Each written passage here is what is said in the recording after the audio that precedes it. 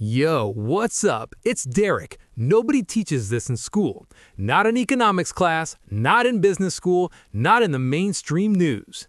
The American economy does not run on productivity alone. It runs on debt.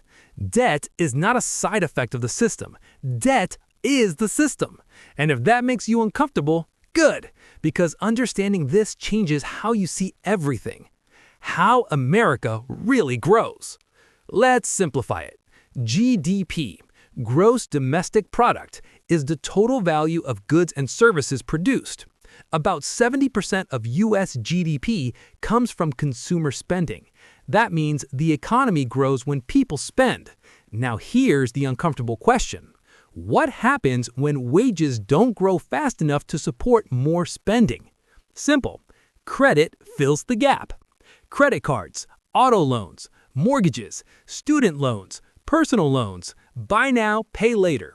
Household debt in the U.S. is over $17 trillion. Credit card debt alone has surpassed $1 trillion. Auto loans, over $1.5 trillion. Student loans, around $1.6 trillion. This isn't accidental. This is structural. The system expands through borrowing. Debt as a culture.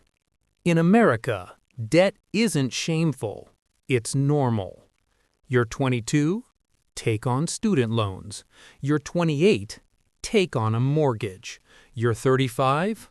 Upgrade the car. You're 40? Refinance and remodel.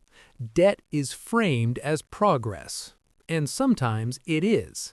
Borrowing to build a business? Strategic. Borrowing to buy appreciating assets? Potentially smart. But borrowing to maintain a lifestyle? That's fragility disguised as success. And social media amplifies it. You see the truck, you don't see the 84-month loan. You see the house, you don't see the adjustable rate mortgage resetting next year. The corporate side of the story. Households aren't the only ones leveraged.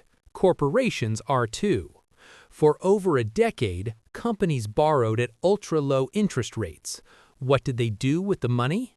Not always expansion, often stock buybacks. Companies borrowed billions to buy their own shares, boosting stock prices and executive compensation. It worked beautifully in a low-rate environment.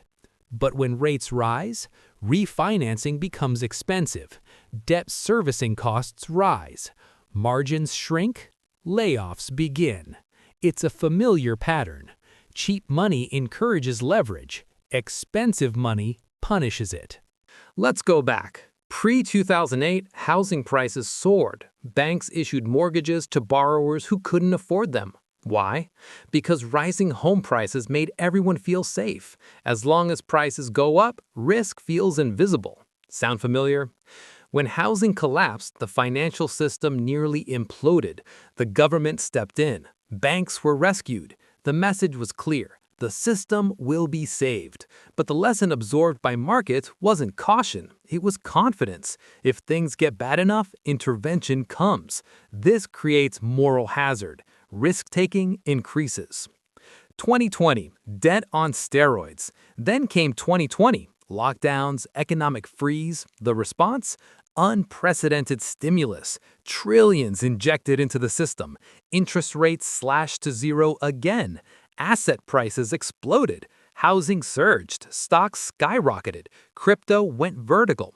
But here's the part most people miss. Stimulus wasn't free money. It expanded balance sheets. Government debt rose dramatically. The Federal Reserve's balance sheet ballooned. And when inflation hit multi-decade highs, the hangover arrived. Rate hikes and the pain cycle. When inflation surged, the Federal Reserve raised interest rates aggressively. What does that mean in plain English? Everything financed becomes more expensive. Mortgages, higher payments. Car loans, higher payments. Business loans, higher costs. If you're debt-free, higher rates are inconvenient. If you're leveraged, higher rates are crushing. And here's the key. The middle class carries proportionately more consumer debt relative to income than the wealthy. The wealthy own assets. The middle class finances assets. There's a difference. The psychology of leverage. Let's talk about something rarely discussed. Debt changes behavior. When someone has high fixed monthly obligations, they avoid risk, delay career changes, stay in jobs they dislike, suppress entrepreneurship. Leverage reduces optionality. Optionality is freedom. Freedom drives innovation. This is why debt cycles affect culture.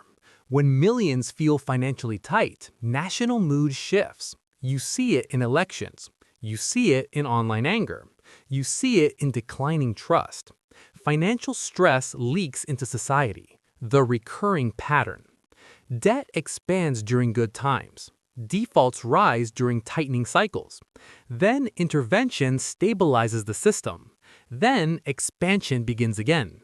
1970s inflation crisis, 1980s rate shock, 2000 tech collapse, 2008 housing crisis, 2020 pandemic stimulus. Different triggers, same pattern. Expansion, excess, correction, reset. Debt isn't evil, but uncontrolled leverage always creates fragility. Always. Here's the big question. Can America continue growing through debt? Short answer, yes, longer than most people expect. The U.S. controls the global reserve currency. It can borrow at scale. It has deep capital markets. But sustainability doesn't mean stability. Higher debt levels mean smaller margin for error. It means future growth depends even more on confidence. And confidence is emotional, not mathematical. If debt is the engine, you need to understand where you stand in the system. Are you using debt strategically, or is debt using you? There's a difference. Strategic debt builds assets that produce income. Lifestyle debt builds pressure. In tightening cycles, liquidity wins. Flexibility wins. Low fixed costs win. Ego loses. Overextension loses. Denial loses. America's debt machine isn't shutting down tomorrow. It can't. The economy depends on expansion.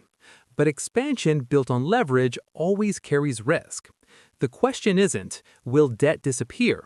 It's, will you control yours before the cycle controls you? Because the system rewards those who understand it and punishes those who ignore it. Next episode, we go deeper. The Federal Reserve, the institution that can inflate bubbles and burst them, and why every rate decision quietly reshapes your future. Subscribe, not for hype, for clarity. Because in a leveraged world, ignorance is the most expensive liability. I'll see you in episode 3.